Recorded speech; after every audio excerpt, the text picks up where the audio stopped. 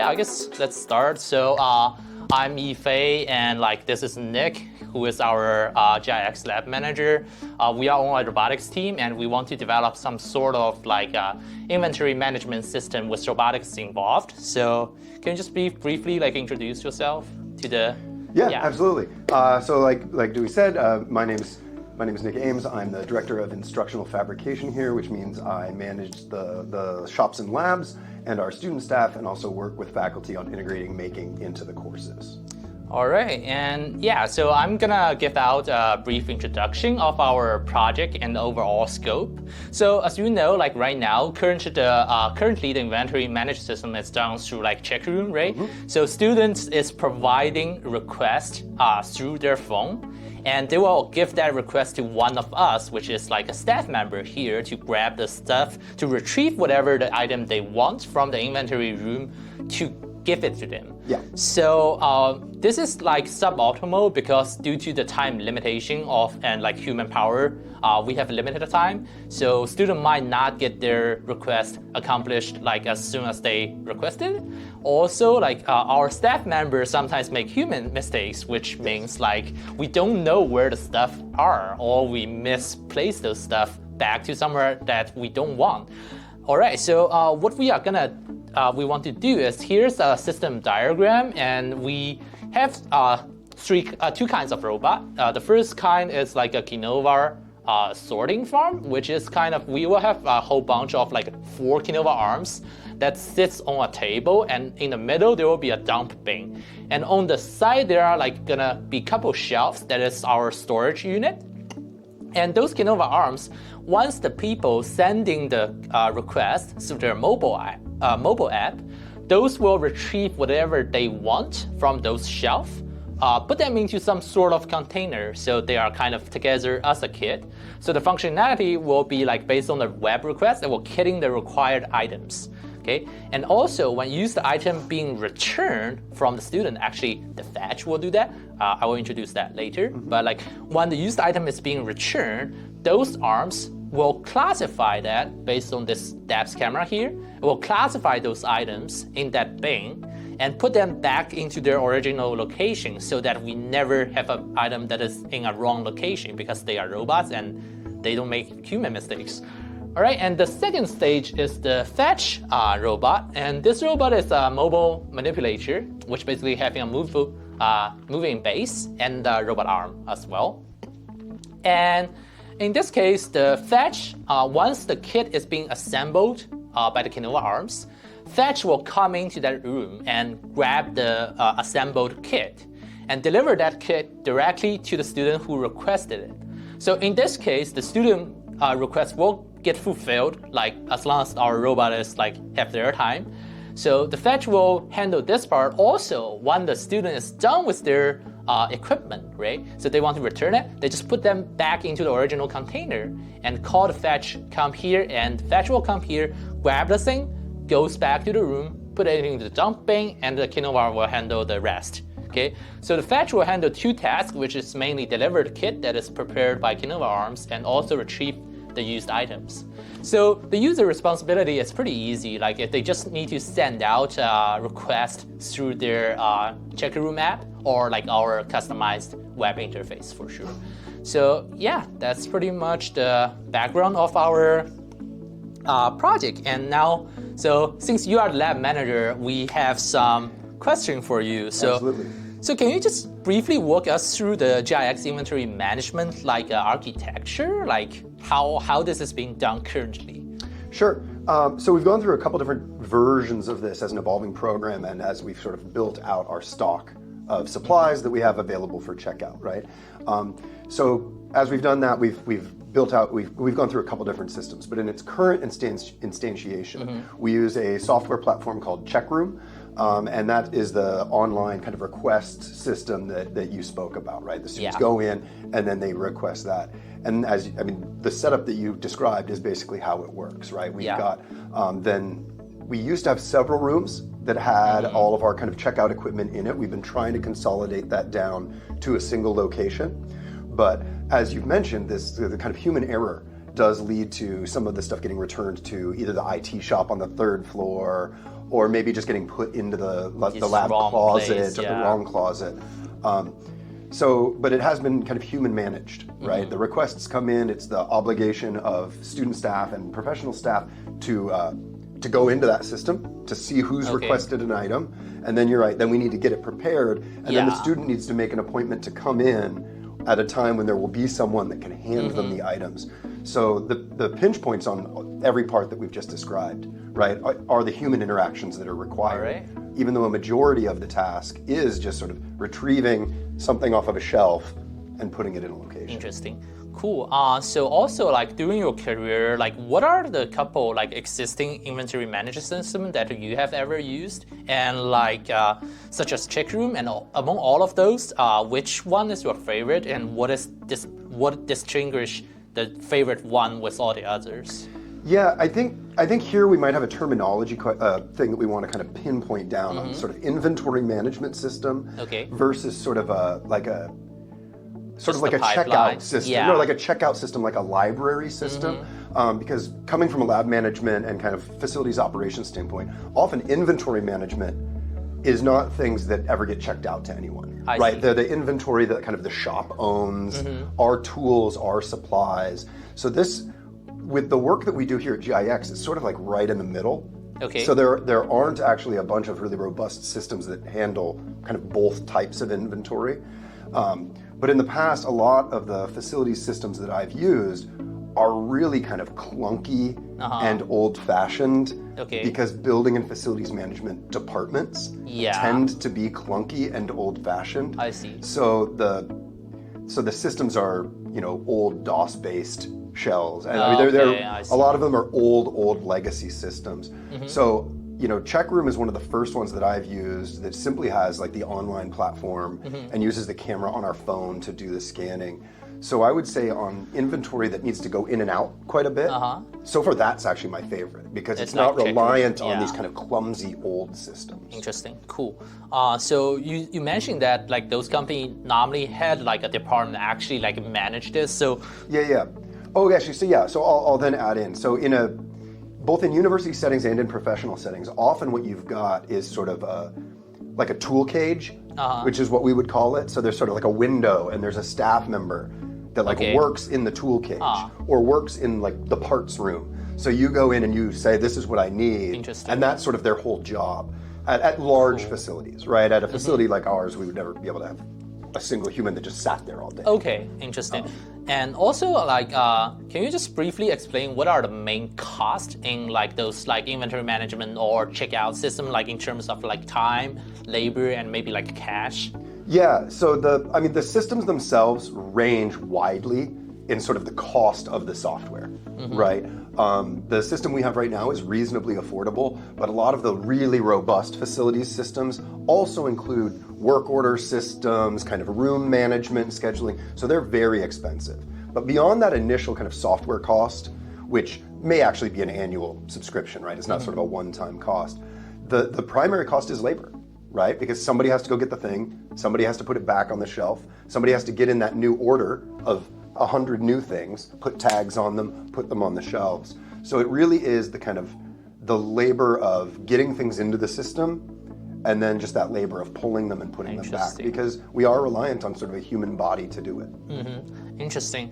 And like, so since we are developing those kind of new system, can you kind of explain like what are the switching costs from like an old system to a new system? For example, maybe like just the GIX system, if we want to swap from the check room to our like new system, what are the main costs in the transition, like in terms of management and like maybe just spends? Yeah, the primary thing is like we've got an inventory right now that has hundreds of items in it, right? Hundreds of items that can be checked out. And each of those items need the data entry needed to happen to get them in. So sometimes when you're porting over from one system to another, depending on how they work, you might be able to sort of export everything out into like a CSV file and then import it in. Interesting. So that can be a savings, but typically there's hiccups in that and like fields that get dropped out. So then you end up spending a lot of labor going back and double checking everything. Okay. So I would say right now, if we were to switch completely over to another system, it's that time of entering labor. every item. And so that all ends up being labor. Okay, I see. All right, this sounds good. And also, so like just assuming like right now you have the check room, and like if there's a whole bunch of new system out there, if you want to switch to a new system, what are the primary consideration? Like you want to switch to a new system? Yeah, for me it would sort of be additional features, and not just sort of additional features within like inventory management or parts checkout, but say some other company came by and said, hey, we've got a system that's just as good on the like parts library, but also you can do sort of room scheduling on it. Interesting. Right, so sort of another aspect of the services and systems that we need. If I can get one system that does 3 things, that might make me swap over from a system that only does 1. Okay. Also, can you briefly explain, is there any university policy in terms of like this inventory system? I feel like I should have a more formal answer to this because it's on camera. No, actually, a lot of different departments run it very differently. Okay, I see. So I mean, there are policies related to asset management, right? So you'll notice that a lot of our items have, Tags. university barcodes on Yeah. them, and those items of certain expenses have to be registered with the university. But beyond sort of the asset management to make sure that university money doesn't just sort of wander away. off, how you manage your checkout system is up to each Okay. Organization. Cool. And also, do you, in case like know the loss rate of the inventory? Like, so how often our like inventory just kind of like gone, Yeah, missing so or whatever? I can I would need to go back from a couple quarters ago because I actually did an analysis of that. I would say our so I don't have the number for you right now. Okay, that's fine. It's not terrible. I know that's a very like kind of useless bit of information, because we do operate on kind of 2 tracks here with a lot of our inventory. We have certain things that are of a price point that we don't track them down too much, right? Like old Arduino boards or old sensors and things like that, Resistors, that we just sort of put into bins that people Yeah. can take.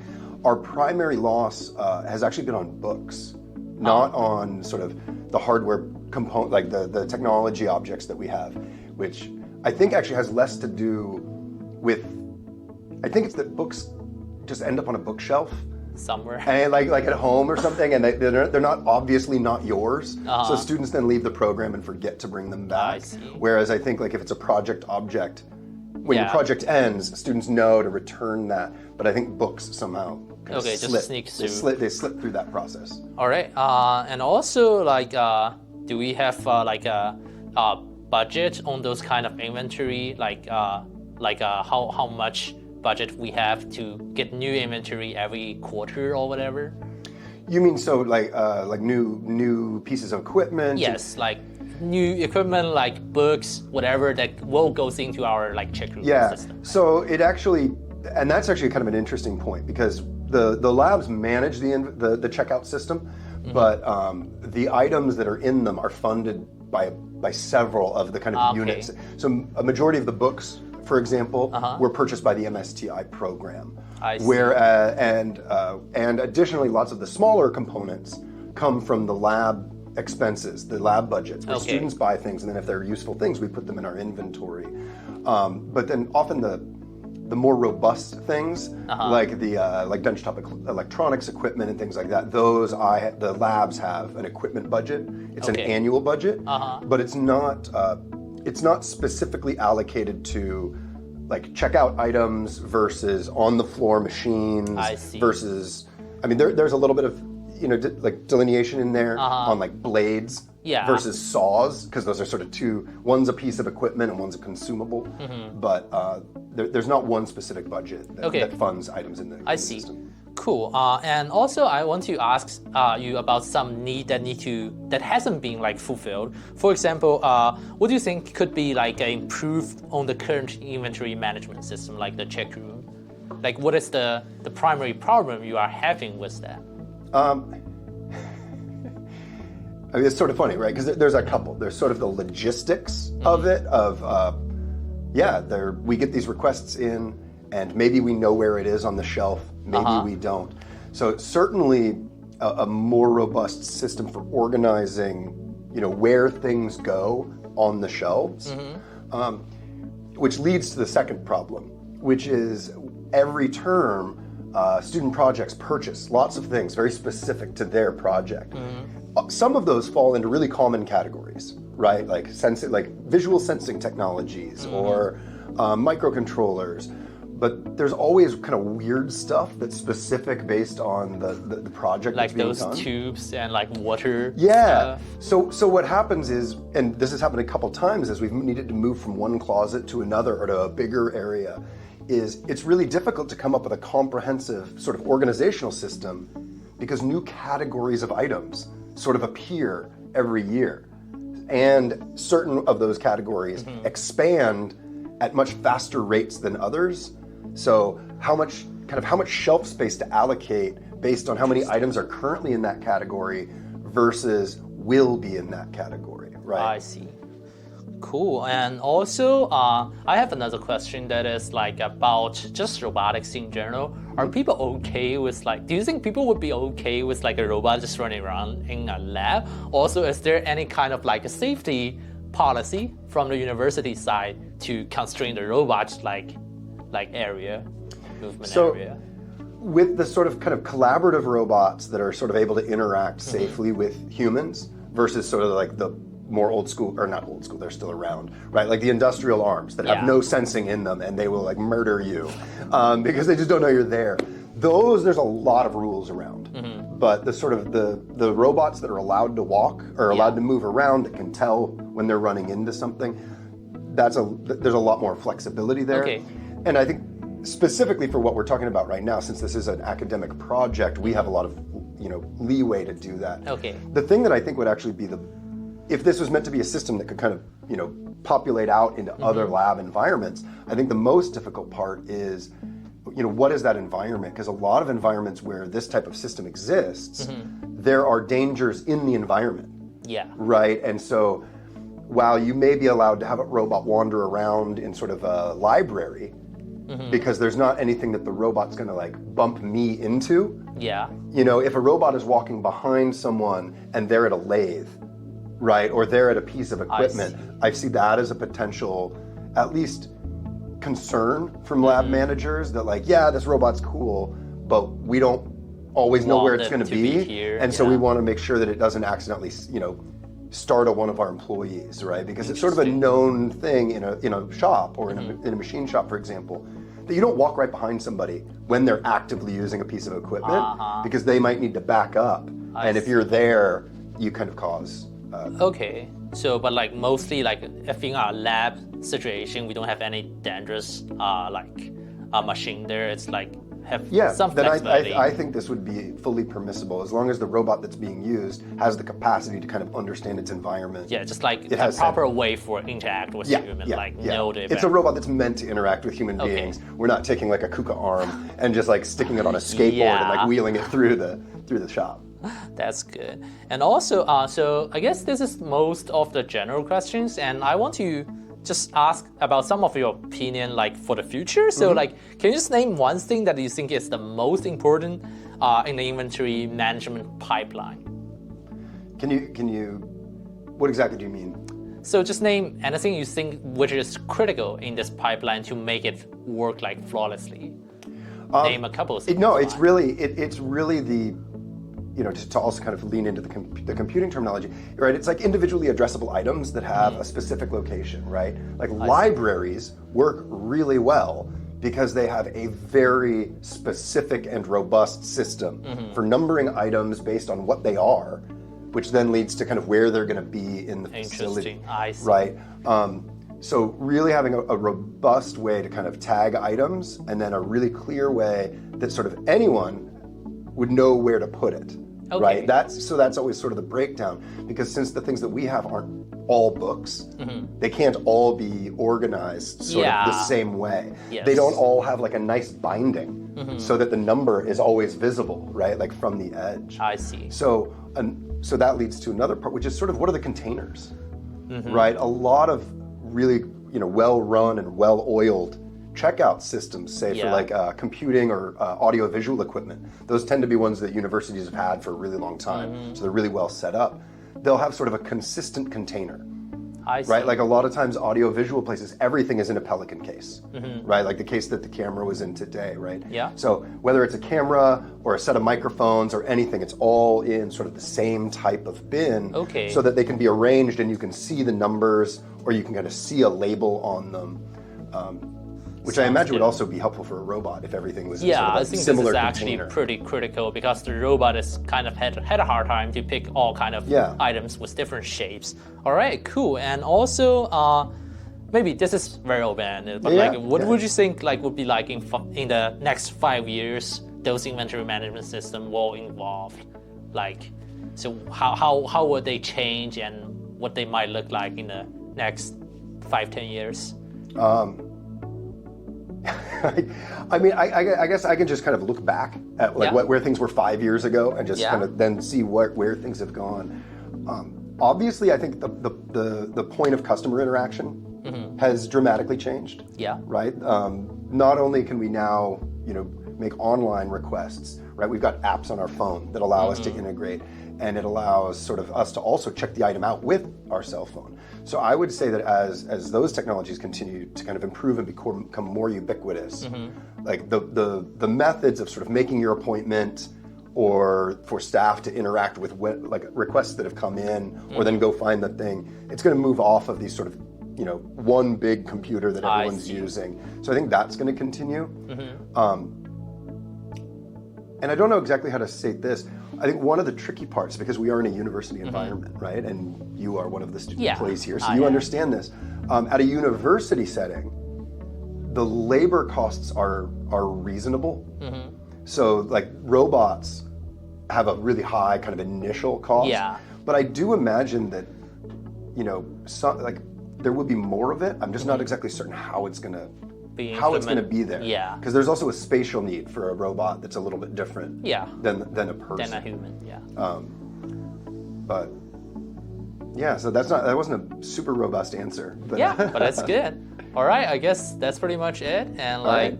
thanks for your time to attend our interview. Yeah, absolutely.